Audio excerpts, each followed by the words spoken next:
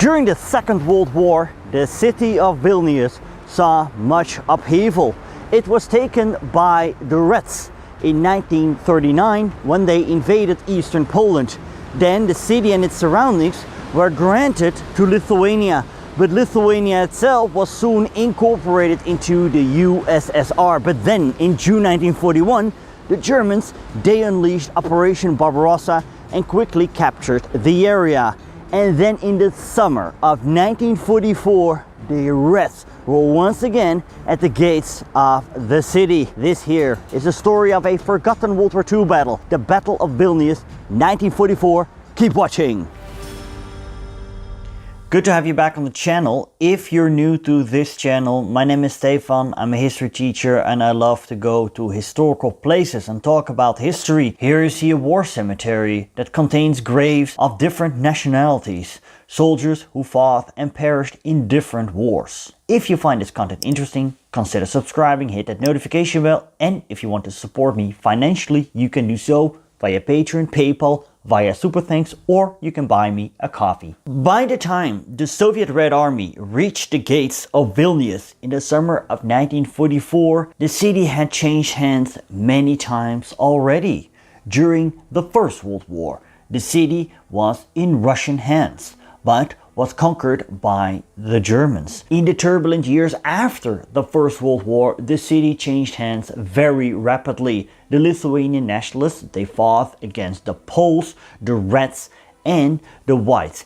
Eventually, Vilnius was captured by the Poles and incorporated into the Second Polish Republic. That republic was carved up by Nazi Germany and the Soviet Union in 1939.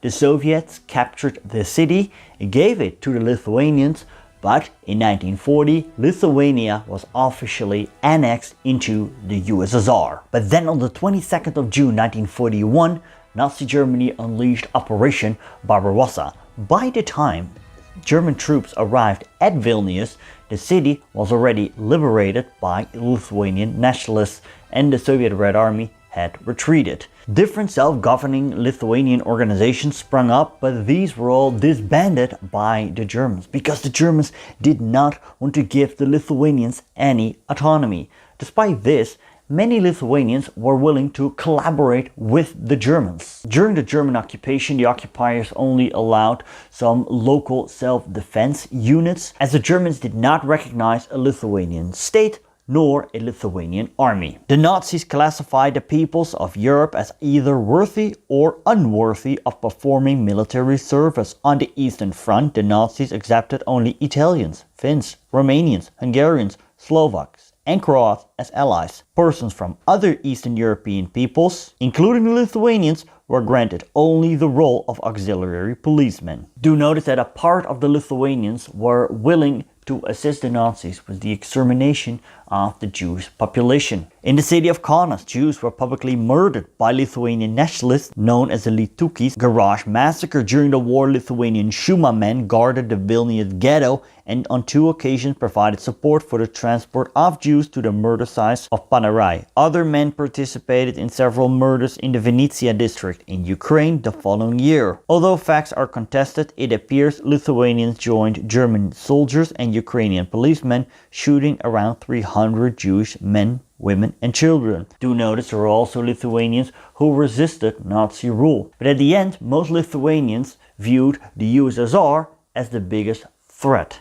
And that threat was about to return in the summer of 1944. Then the Soviets launched Operation Bagration and the front approached Lithuania. On the 4th of July, the 1st Baltic Front Army, commanded by General Ivan Bachamian, crossed the northeastern border of Lithuania and after a few days captured Svenkionish and Utena. The 3rd Belarusian Front, commanded by General Ivan Chernyakhovsky, attacked more to the south. On the 7th of July, captured Nemensin and approached the outskirts of Vilnius. More than 200,000 Soviet Red Army troops were sent to surround and capture Vilnius. German commander Major General Gerhard Pohl ordered to start the evacuation of the city, shipping out 5,000 German wounded, as well as German civilians and Lithuanian officials. Already near the end of June, the city saw an exodus, while many others decided to stay. Soviet bombings started from the 6th of July. Now, Hitler had declared Vilnius a Festung,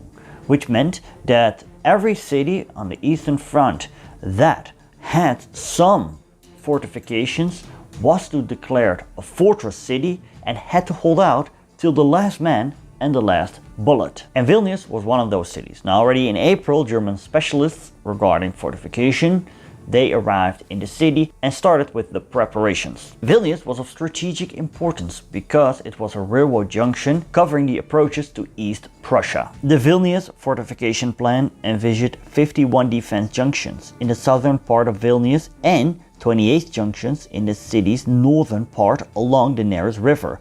Of the 79 planned junctions, the Germans managed to construct only 10 junctions in the southern part of the city and only 2 junctions in the northern part. On Sabakia Street, the commandant's bunker was located, trenches were dug, machine guns put in place as well as mortars and anti-tank cannons. General Rainier Stahel was appointed the city's commandant, and the well-equipped and rested 117th German Infantry Division arrived in the city. Thus, in the first half of July, there were 3 German infantry divisions, 2 mountain rifle brigades, 3 regiments and 7 battalions, as well as various small supply units in the surroundings of Vilnius and in the city. During the whole time of the defense, the Vilnius garrison had 17,000 soldiers, 270 artillery guns, 110 tanks and armored vehicles, and 46 mortars. But the Red Army was not the only enemy they were facing, because also the Poles were planning to strike.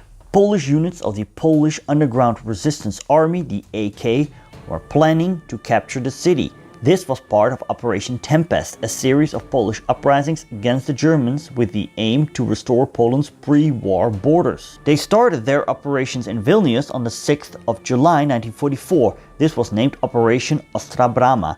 With 5,500 soldiers, they stormed the city. But because of German artillery and aviation, they were forced to pull back. And to make matters worse, later many AK units were disarmed by the Soviet NKVD and its leaders shot or deported. Do notice that when the Soviets launched their assault on the city, many AK units fought alongside them. On the 7th of July, the motorized army of the 3rd Belarusian Front approached the city and the Battle for Vilnius began. They managed to take the railway building, but they failed to take Vilnius by storming the city. Chernyakhovsky then gave the order to surround the city, and this was completed on July 9th. Also 1,000 Soviet partisans took part in the operation of surrounding the city. Do notice that when evening fell, already 4,000 German soldiers had been killed or wounded in action or were POW'd. German Lieutenant Colonel Theodor Tolsdorf made an attempt to break into Vilnius, but was halted by the Soviets. A mood of panic began to take hold with the defenders of the city. German General Stahel was convinced that the only solution was to break out to the west of the city and therefore get to safer lines. Army Group Center Commander Walter Model, he supported this request, but Hitler, he ordered to fight till the last man. By the 10th of July, 600 parachutists of the 2nd Luftwaffe Field Division landed west of the city, but it seemed inevitable the city was going to fall. Hitler eventually allowed the garrison to leave the city on the 11th of July. Stahel and 400 German soldiers managed to join the Tolsdorf commanded group after breaking the ranks of the Soviets west of the city. On July 13th, Chernyakhovsky's forces managed to take Vilnius. Polish troops raised their flag on the Gediminas Tower, but this was soon replaced by the flag of the Red Army. In defending Vilnius, the German army lost more than 14,000 soldiers and the Russians obtained a lot of war assets: 32 aircrafts, 156 cannons, 68 tanks and armored vehicles, and 1,500 cars. During the 5 days of the battle for Vilnius, the city suffered great casualties. Some 40% of houses were partially or completely ruined, including many valuable historical architectural monuments. And soon the whole of Lithuania was liberated by the Red Army, and Lithuania found itself once again under Soviet rule. This occupation would last till the early 1990s. Thanks to my patrons, you see their names on the screen, and a special thanks to Rainy Bechtel, Thomas Sapiega, Damian Wallace, Connor, Marcus Kaas, Nick Terranova, Mark Littlehill, Justin Trebell, Tanya Dixie, Susanna Di Bella, Fabrizio, Robert Meehan, David H. Ovett, Wayback History, Michael Prusi, Daniel Holland and Marcus Fielding. If you want to learn more about Lithuanian collaboration with Nazi Germany, you can click right here. I made an in-depth video about that. Thanks for watching. See you later.